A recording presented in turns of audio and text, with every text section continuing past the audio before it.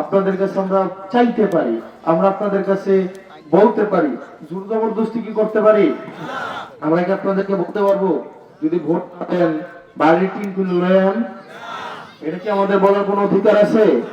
আমরা কি এটা বলতে পারবো যে যদি ভোট না দেন 12 তারিখের পরে দেবিদ্বার কিভাবে থাকো দেখে দিব?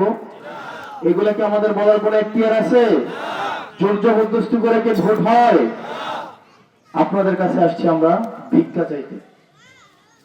চাঁদাবাজি করার থেকে ভোট ভিক্ষা চাওয়া কি সম্মানের নাকি অসম্মানের?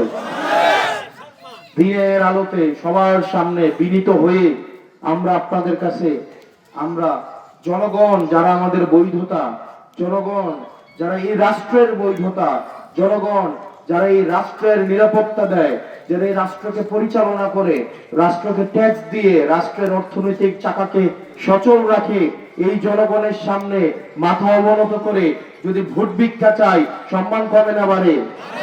সম্মান কমে না বাড়ে?